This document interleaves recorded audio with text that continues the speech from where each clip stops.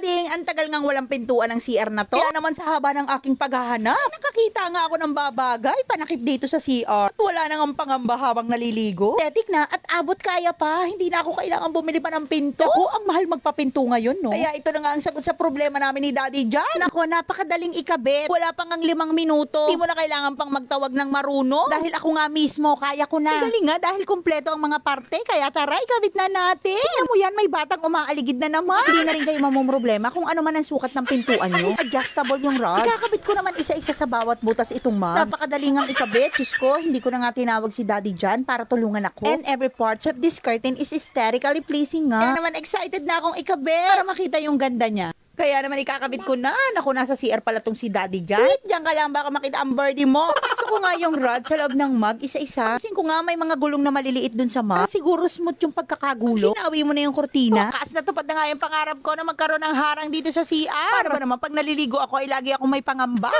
Alam nyo na yun. Naku po, ayan na naman yung batang umaaligid. Talagang nakikisabay siya sa kabisihan. Ayan na, buti na lang nandiyan si Daddy Jan at napaitaas palalo yung kortina. Naku, ayan na yung bata. Napansin niya na yung camera. Ayan na siya. Nag-umpisa nang mag-emote sa camera.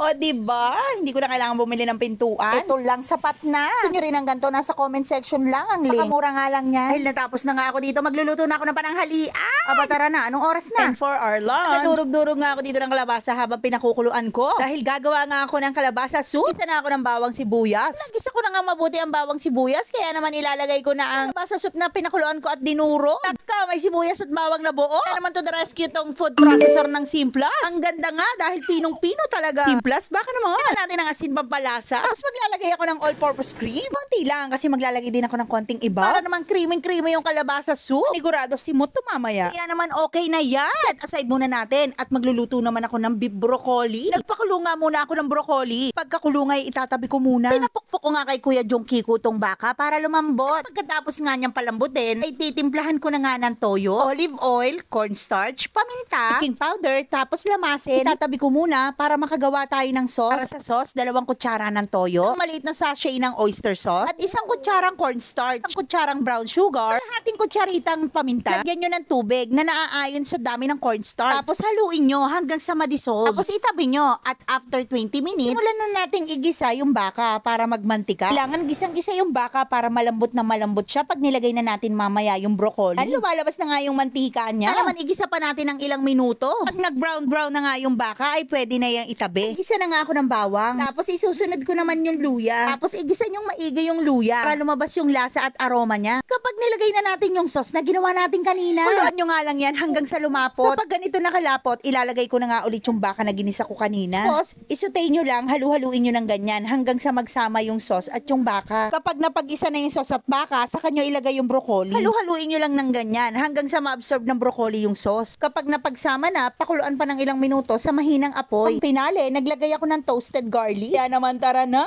kainan na! Kung napanood nyo nga hanggang dito, isa ka talagang kaading. And if you like more video like this, please follow, like, and share this page, Kaading Vlogs. Hanggang sa muli!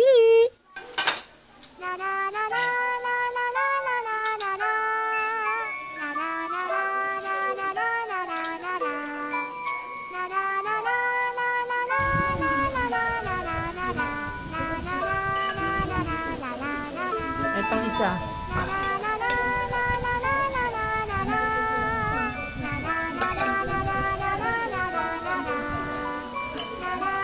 Steak namin to, yung sirloin na kami.